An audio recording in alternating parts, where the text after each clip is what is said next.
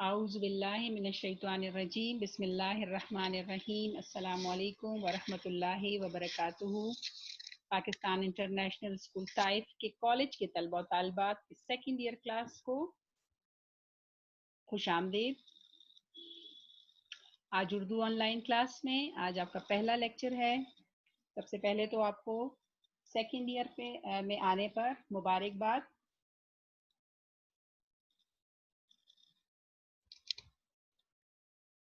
جیسا کہ آپ لوگوں کو پتہ ہے کہ جماعت فرسٹ ایئر میں جب آپ تھے تو آپ کو پتہ چلا کہ ہماری کتابیں جو ہیں وہ تبدیل ہو گئی تھی، اور ہم نے پشاور بورڈ کی کتاب جو ہے وہ پڑھی فرسٹ ایئر میں۔ اسی طرح پشاور بورڈ کی ہی سیکنڈ ایئر کی کتاب ہے آپ لوگوں کی، اور سیکنڈ ایئر میں بھی آپ پشاور بورڈ کی جو اردو کی بک ہے اس کو فالو کریں گے۔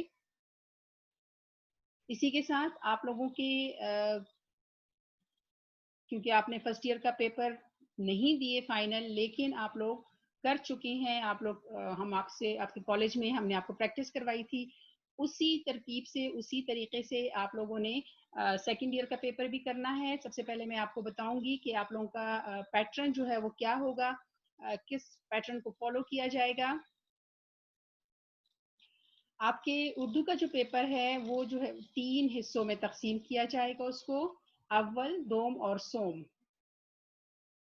آپ لوگ فرسٹ ایئر میں کالج کے پیپر میں کر چکے ہو کہ پہلا جو آپ کا حصہ ہوتا ہے وہ اول جو ہے وہ معروضی ہے، یعنی ایم سی کیوز کی صورت میں ہوتا ہے۔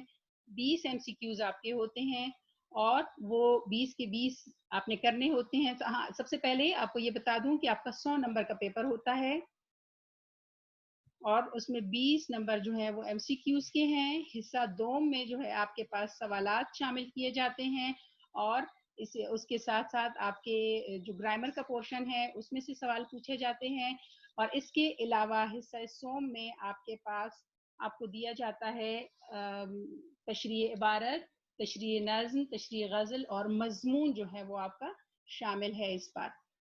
تو اس میں سب سے پہلے آپ نے جو تقسیم کی جاتی ہے سوالات کی، اس میں 30% سوالات جو ہیں وہ آپ کے معلومات پہ یعنی نالج پہ ہوتے ہیں۔ اس کے بعد آپ کے تقریباً 50% سوالات ادراک یعنی جو آپ کو انڈرسٹینڈنگ جو آپ نے کی ہوئی ہوتی ہیں اس میں سے ہم کہہ سکتے ہیں کہ یعنی ضروری نہیں ہے کہ مشق میں سے ہی آپ سے پوچھے جائیں، بلکہ کتاب سے کہ چیپٹر سے آپ نے کیا سیکھا، آپ کو کیا سمجھ آیا، اس کے مطابق جو ہے وہ آپ سے سوالات کیے جائیں گے، یعنی چیپٹرز کے اندر سے بھی آپ کے سوالات جو ہیں وہ بنائے جا سکتے ہیں۔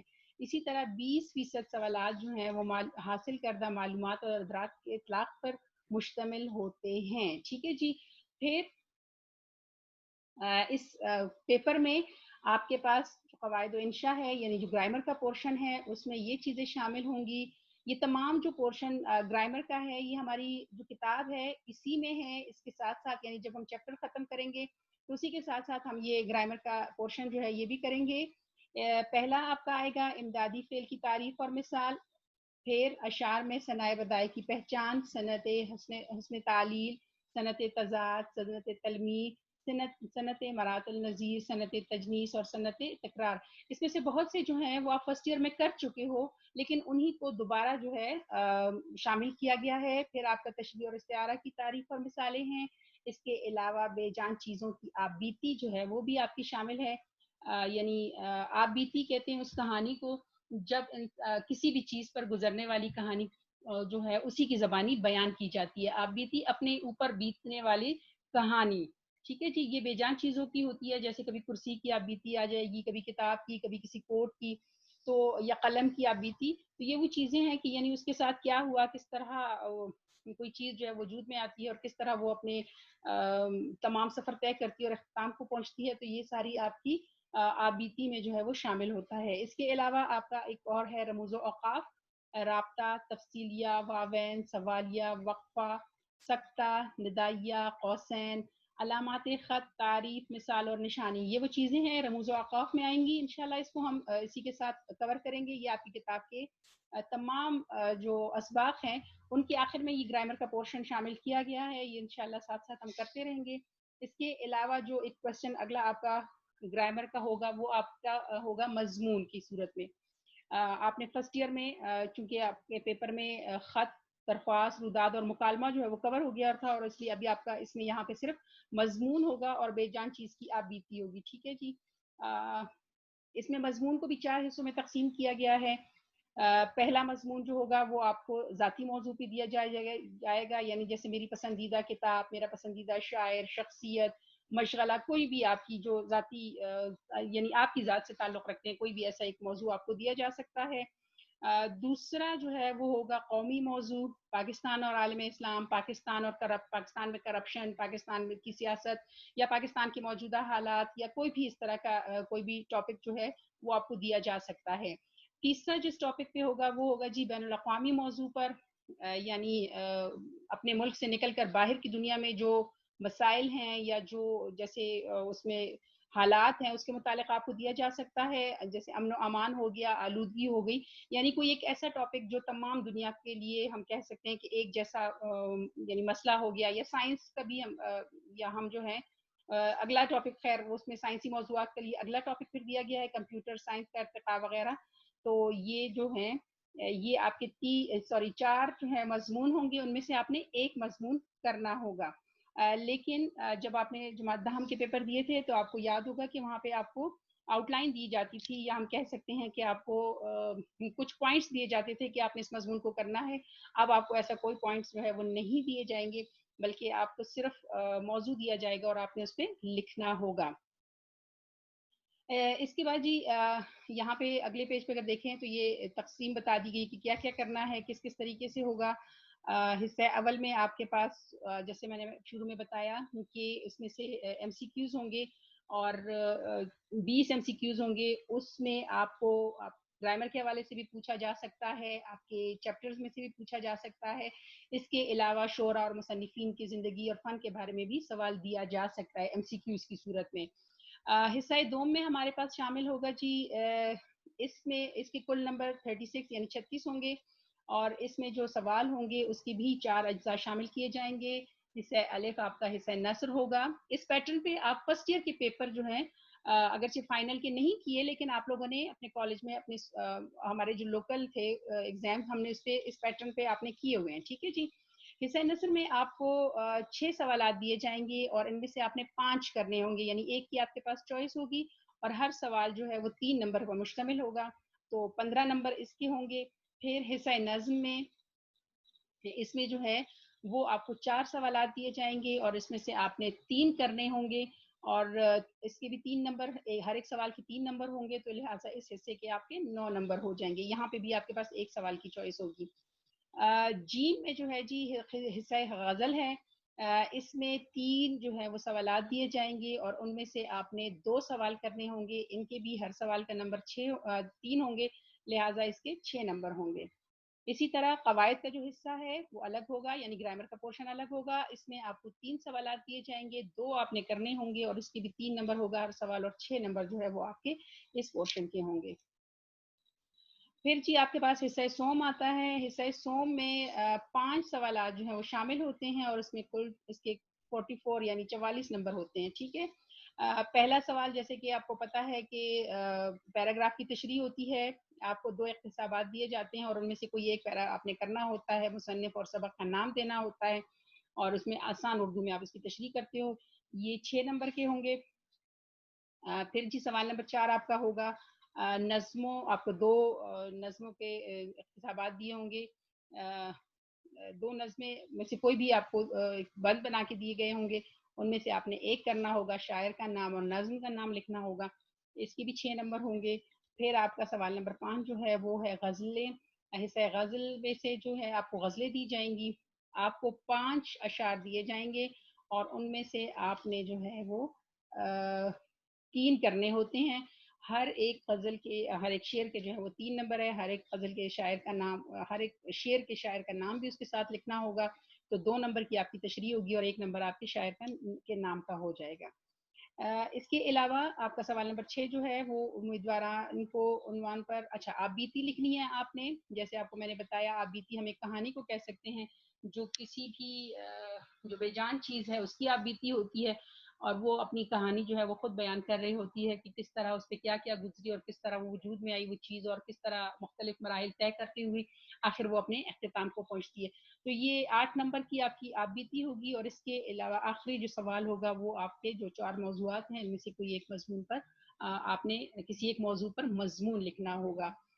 تو یہ آپ کا پیٹرن ہو گیا جی. آپ کو پتہ چل گیا کہ کس طریقے سے آپ کا پیپر جو ہے وہ ڈیوائیڈ ہوتا ہے مختلف حصوں میں. اب اگر آپ یا کتاب اپنی دیکھیں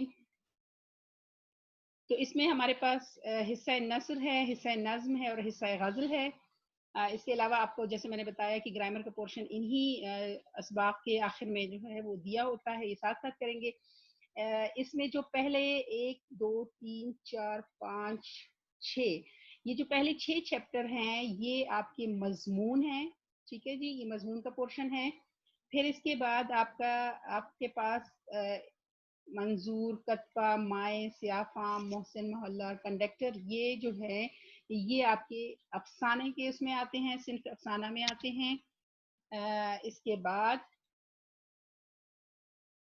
ایک وصیت کی تعمیل, علامہ اقبال, طاہر لاہوتی, مرید پور کا پیر, حاجی اورنگزیب خان, یہ جو ہے یہ خاکہ کہلاتا ہے. خاکہ نویسی سے یہ پورشن جو ہے وہ لیا گیا ہے. اس کے علاوہ پھر آپ کے پاس نظمیں ہیں جی.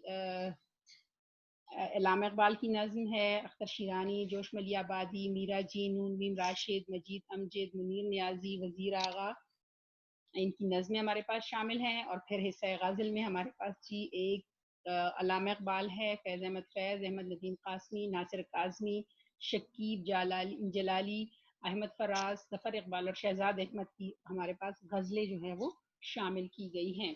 اس کا مطلب ہے کہ یہاں پہ ہمارے پاس غزلیں جو ہیں وہ 1 2 3 4 5 6 7 8 ٹھیک ہے جی, 8 غزلیں ہیں آپ کے پاس اور اسی طرح نظمیں ہیں. تو یہ تمام وہ کتاب کے حصے ہیں جو انشاءاللہ ہم پڑھیں گے.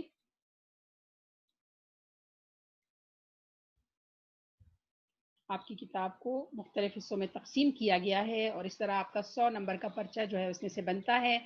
ٹائم آپ کے پاس اتنا ہی ہوتا ہے, لیکن یہ یاد رکھیں کہ اردو کا پرچہ جو ہے وہ بہت لمبا ہوتا ہے, وہ لینتھی ہوتا ہے, اور آپ اس کو کرنے کے لیے اس کا مطلب یہ ہوتا ہے کہ آپ کے پاس اچھی خاصی آپ کی پریکٹس ہونی چاہیے تاکہ آپ اپنے کام کو جلدی کر سکیں. اچھا جی, پہلے آپ لوگ 9-10 سے ہی آپ کے پریکٹس میں یہ چیز رہی ہے کہ ہم جو بھی چیپٹر پڑھتے ہیں یا جو بھی سبق ہم پڑھتے ہیں تو اس سے پہلے اس کے مصنف کا یا نظم سے پہلے اس کے شاعر کا تعارف جو ہے وہ شامل ہوتا ہے.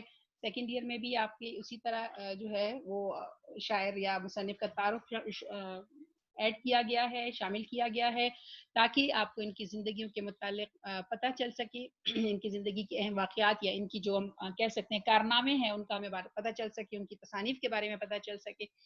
تو اس میں سے سوالات تو نہیں بنتے, لیکن یہ ایم سی کیوز کے حوالے سے کس مصنفین اور شعراء کا تعارف جو ہے وہ بہت اہم ہوتا ہے. اس لیے مولانا شبلی نعمانی کا اب ہم پہلا تعارف پڑھیں گے. ہمارے پاس مولانا شبلی نعمانی ہے, نام آپ نے پہلے بھی 9th میں آپ ان کا مضمون پڑھ چکے ہیں, شبلی نعمانی کا سیرت النبی. اور اس میں جیسے آپ کو پتہ ہے کہ ان کا شمار بھی عناصر خمسہ ارکان خمسہ میں ہوتا ہے. سر سید احمد خان کے ساتھ جو 5 بڑے نام جنہوں نے پاکستان تحریک آزادی میں, اگر ہم کہیں یا مسلمانوں کی تحریک کو, مسلمانوں کے اندر آزادی کا جذبہ جگانے کے لیے جنہوں نے بہت اہم کردار ادا کیا, ان میں سب سے پہلے نمبر پہ اگر ہم کہیں تو مولانا شبلی نعمانی کا ذکر آتا ہے. تو ان کے تعارف جو ہے آپ پہلے بھی کر چکے ہیں. اب دیکھتے ہیں جی, ولادت, تاریخ پیدائش ان کی ہے 1857 اور تاریخ وفات ہے 1914. مولانا شبلی نعمانی اعظم گڑھ کے ایک گاؤں بندول میں پیدا ہوئے. والد کا نام شیخ حبیب اللہ تھا. ابتدائی تعلیم اعظم گڑھ سے حاصل کرنے کے بعد عربی اور فارسی ادب کی تحصیل کے لیے غازی پور جا کر مولوی محمد فاروق کے شاگرد ہو گئے. انہوں نے حصول تعلیم کے لیے دور دراز کے سفر کیے. تعلیم کی تکمیل کے بعد انہوں نے وکالت شروع کی اور کچھ عرصہ امین دیوانی کی حیثیت سے کام کیا, لیکن جلد ہی طبیعت اچاٹ ہو گئی. سر سید سے ملاقات کے بعد وہ علی گڑھ کالج میں پروفیسر مقرر ہو گئے. علی گڑھ کالج کا بھی ایک بہت بڑا نام ہے تحریک آزادی میں, اور یہاں سے جتنے بھی منسلک لوگ ہیں انہوں نے تحریک آزادی میں بہت اہم کردار ادا کیے ہیں۔ شبلی نعمانی نے مختلف ممالک کے سفر بھی کیے۔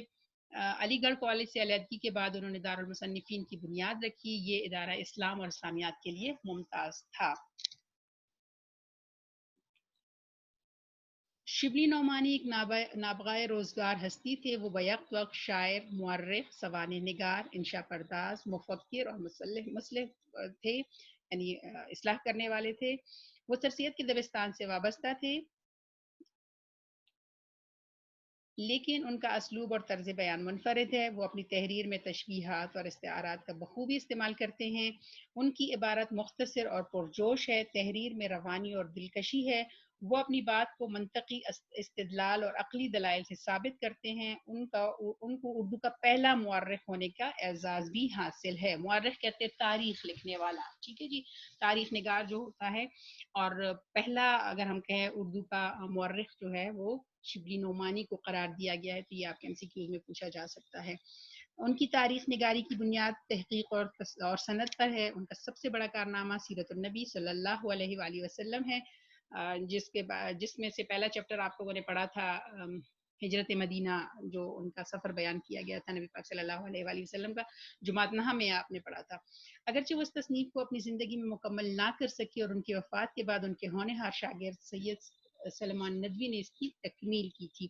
ان کی اہم تصانیف میں سیرت النبی صلی اللہ علیہ وآلہ وسلم، الفاروق، المامون، الغزالی، سیرت النعمان اور شعر العجم وغیرہ جو ہے وہ شامل ہیں۔ یہاں پہ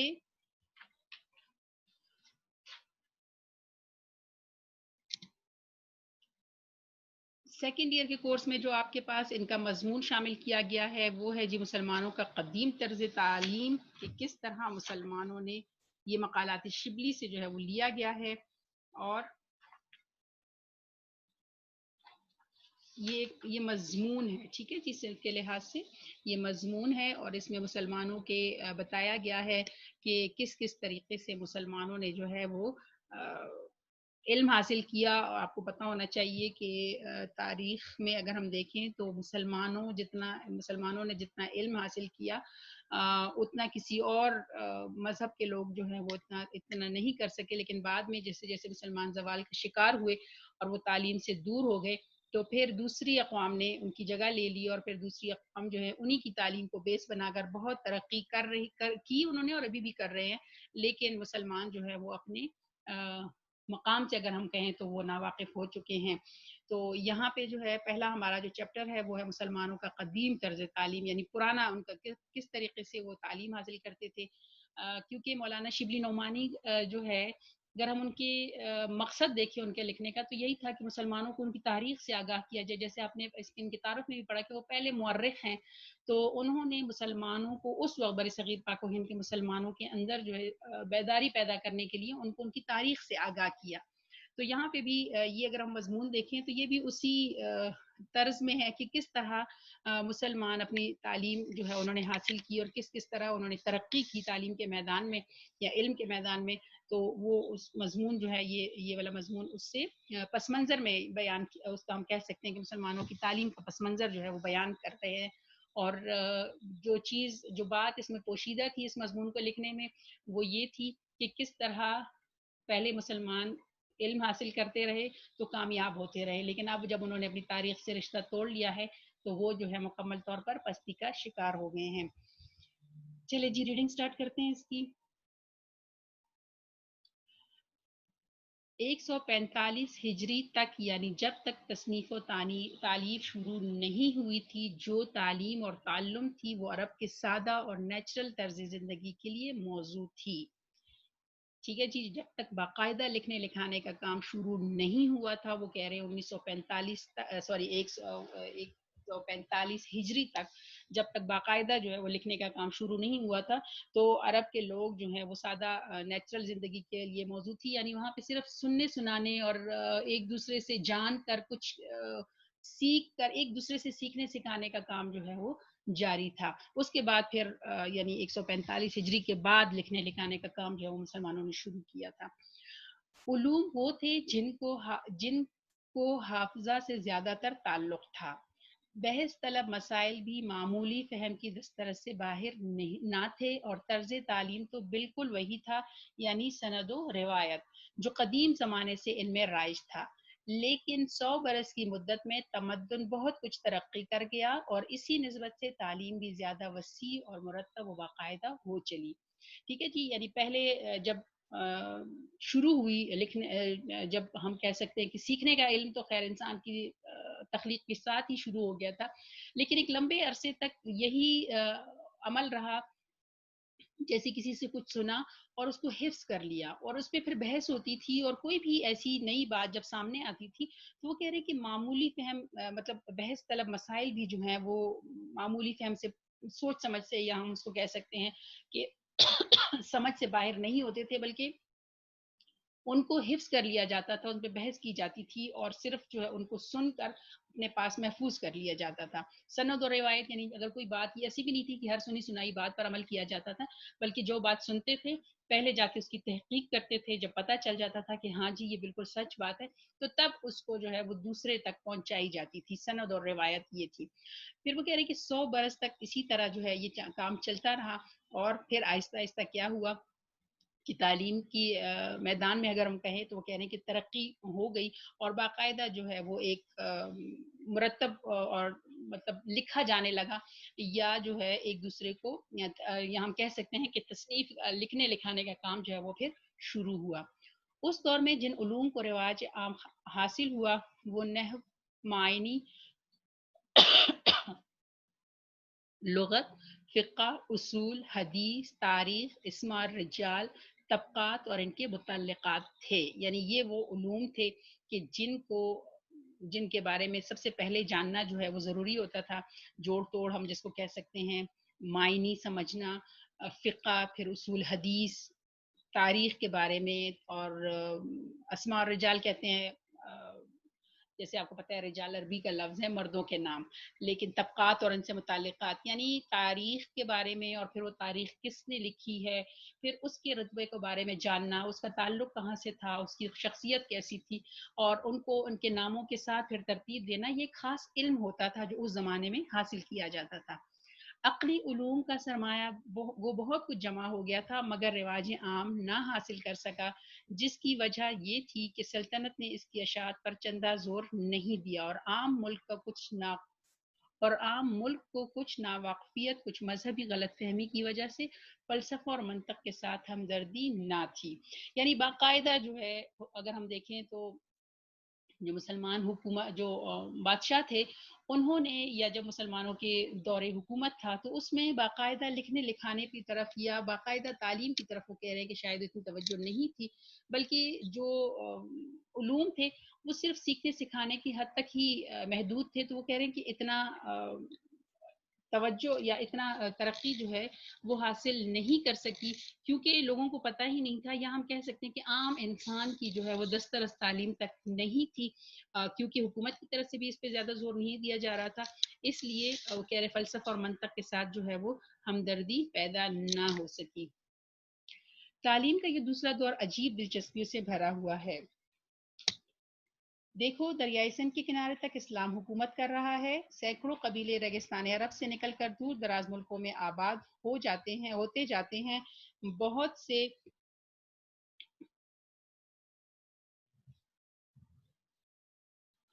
بہت سی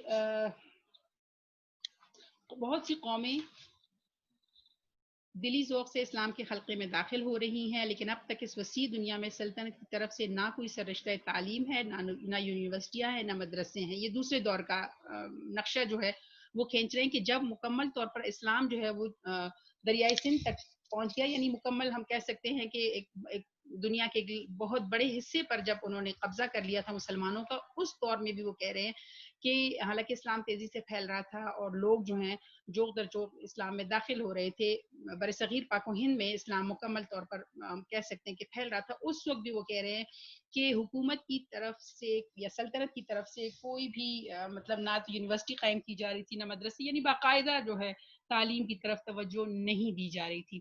عرب کی نسلیں حکمران ہیں مگر حکومت ایسی بے تعلق اور اوپری ہے کہ ملک کے عام اخلاق، معاشرت، تمدن پر فاتح قوم کی تہذیب کا اثر چندہ نہیں پڑ سکتا. کہ اگرچہ انہوں نے یعنی مسلمانوں نے حکومت تو حاصل کر لی، لیکن وہ کہہ رہے ہیں کہ وہ اتنی کوئی جاندار حکومت نہیں تھی کہ ان کی کو جو ان کے اثر ہے وہ لوگوں کی عام زندگی پر ہوتا، بلکہ وہ کہہ رہے ہیں کہ وہاں پہ جو پہلے سے موجود لوگ تھے وہ اپنے ہی طریقے سے علم حاصل کر رہے تھے، ابھی تک حکومت کا وہ اثر ان پہ غالب نہیں آ رہا تھا. کہ یعنی ہم دیکھ سکتے ہیں کہ نہ تو ان کے اخلاق میں تبدیلی آ رہی تھی، نہ ان کے رہنے سہنے میں فرق پڑ رہا تھا، بلکہ وہ جس طرح پہلے تھے اسی طرح مسلمانوں کی حکومت آنے کے بعد بھی وہ کہہ رہے ہیں کہ اسی طرح کا ہمیں جو چیز نظر آ رہی ہے. تمام علوم پر عربی زبان کی مہر لگی ہے. ان سب باتوں پر دیکھو کہ علوم و فنون کس تیزی اور وسعت سے بڑھتے جاتے ہیں. مرو، ہرات، نشاپور، بخارا، فارس، بغداد، مصر، شام، اندلس کا ایک ایک شہر بلکہ ایک ایک گاؤں علمی فضاؤں سے گونج اٹھا ہے.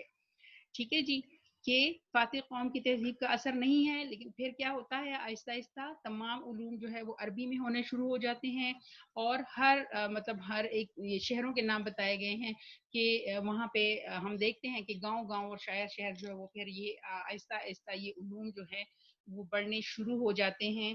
یعنی اگرچہ ہم کہہ سکتے ہیں کہ عملی طور پر لوگوں کے اخلاق پر کوئی اثر نہیں پڑ رہا تھا، لیکن اگر علم کے میدان میں دیکھیں تو مسلمان آہستہ آہستہ جو ہے ان کی دسترس یا ان کا حکومت جو ہے وہ ہوتی ہوئی نظر آ رہی ہے. عام تعلیم کے لیے ہزاروں مکتب قائم ہیں جن میں سلطنت کا کچھ بھی حصہ نہیں، جو آج کل کی تحصیلی مدارس سے زیادہ مفید اور فیاض ہیں. اوسط اور اعلیٰ تعلیم کے لیے مسجدوں کے صحن، خانقاہوں کے حجرے، علماء کے ذاتی مکانات ہیں، لیکن اس سادہ اور بے تکلف عمارتوں میں جس وسعت اور فیاضی کے ساتھ علم کی تربیت ہو رہی ہے، بڑے بڑے عالیشان قصر و ایوان بھی جو 5ویں صدی کے آغاز میں اس عرض سے تعمیر ہوئے اس سے کچھ زیادہ نہ ہو سکی. اگرچہ اس وقت اس زمانے کا کوئی رجسٹر موجود نہیں جس سے ہم حساب لگا سکے کہ فیصدی کتنے آدمی تعلیم یافتہ تھے، لیکن تذکرے، تراجم، اسماء رجال، طبقات کے سینکڑوں ہزاروں کتابیں موجود ہیں جن سے ہم صحیح اندازے کے قریب پہنچ سکتے ہیں. یعنی باقاعدہ ہمارے پاس کوئی لکھی ہوئی فارم میں نہیں ہے کہ اس وقت مسلمانوں نے کتنا علم حاصل کیا یا کتنے لوگ جو ہے وہ پڑھے لکھے تھے، لیکن پھر بھی اگر ہم اس زمانے کے کام کو دیکھیں کہ جس طرح جو کام ہوا اور جتنی ہزاروں اور سینکڑوں کتابیں جو ہیں وہ لکھی گئی اور جتنے علم جو ہے وہ اس زمانے کی کتابوں میں موجود ہے، وہ کہہ رہے کہ اس سے ہم آسانی سے اندازہ لگا سکتے ہیں کہ واقعی میں اس زمانے میں عام لوگوں نے علم کے لیے کتنی خدمت کی. اگرچہ متواتر انقلابات، تخت گاہوں کی بربادی، اسپین کی تباہی، تاتار کی عام کارگری کے بعد ہمارے پاس جو کچھ رہ گیا ہے وہ ہزار میں سے ایک بھی نہیں ہے. اس وجہ سے ہزاروں لاکھوں ناموروں کی صورتیں زمانے کی تاریخ سے نگاہ سے چھپ گئی ہیں، تاہم ہر عہد میں ہم سینکڑوں ماہرین و مجتہدین فن کا نشان دے سکتے ہیں.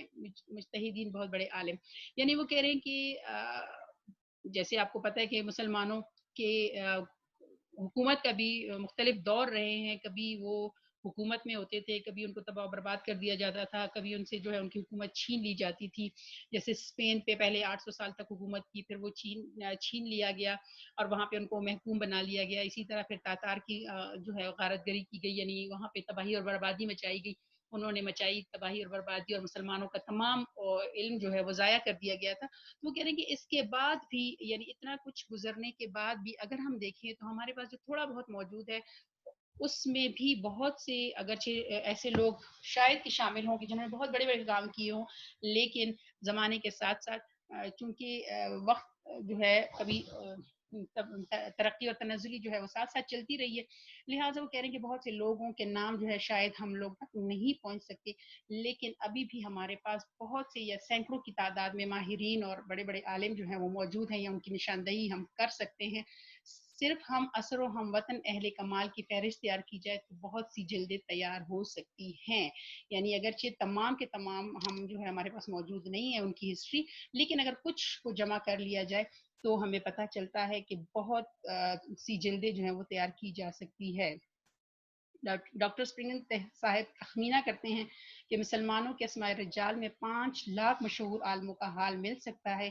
اب اگر یہ قیاس لگایا جائے کہ تعلیم یافتہ گروہ میں کس نسبت سے ایک صاحب کمال پیدا ہوتا ہے تو عام تعلیم کا ایک معقول اندازہ ہو سکتا ہے۔ چلے جی، آج کے لیے اتنا ہی۔ کل انشاءاللہ یا اگلے لیکچر میں انشاءاللہ اس کو ہم جاری رکھیں گے اور اس چیپٹر کو جو ہے وہ کمپلیٹ کر لیں گے۔ ٹھیک ہے جی، اس میں اس پورے اگر ہم دیکھیں تو اس میں ہمیں مسلمانوں کے تعلیم کے بارے میں بتایا گیا کہ کس کس دور سے جو ہے وہ گزرے ہیں۔ دعاؤں میں یاد رکھیے گا، اپنا بہت سارا خیال رکھیے، اور اس میں جتنا پورشن ہم نے پڑھ لیا ہے کوشش کریں اس میں سے ایک پیراگراف کی تشریح جو ہے وہ روز کر لیا کریں۔ اوکے جی، اللہ حافظ۔